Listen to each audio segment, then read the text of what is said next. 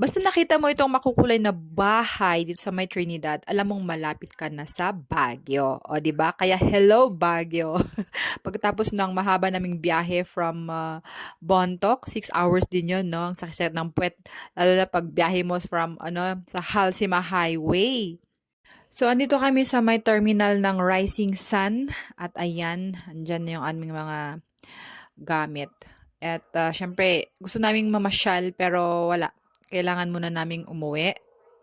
At as usual, kailangan nating maghintay ng taxi. O, di ba?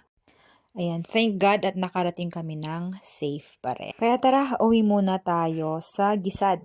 Akalain mo nga naman, no? 6 hours ago, dito lang kami packing ng aming mga gamit. Ayan, dami naming gamit. Nagplano-plano pa na mga gagawin. Inayos-ayos muna yung mga records namin bago tayo bumahe. Ayan, so sa dami ng preparation, 'di ba? Sabi nga, no pain, no gain. Ayan. So, bago kami nakarating ng Baguio, kailangan namin ng prep. Ayan, 'di ba? Yan ang mahalaga.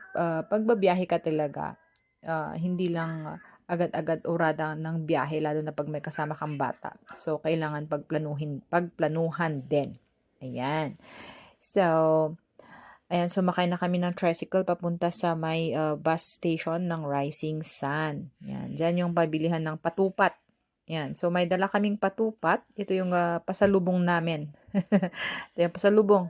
Sikat na pasalubong from Bontoc. Ito ang patupat. Yan. So, sa inyo, ano ba yung pasalubong nyo from sa inyong lugar? Tara muna, maghanap tayo ng ibang environment muna para makapag-unwind. Unwind, di ba? So, ito yung Rising Sun Bus. Yan. Isa ito sa paborito kong sasakyan, lalo na pag nagbabiyahe kami sa Baguio. Yan. So far naman, hindi ako nahilo dito. Ewan ko. Basta maganda siya kasi open yung bintana. Ayan. So, eto, ang aking travel buddy, si Axel. So, it will be a long ride, so pray pa rin bago bumiyahe.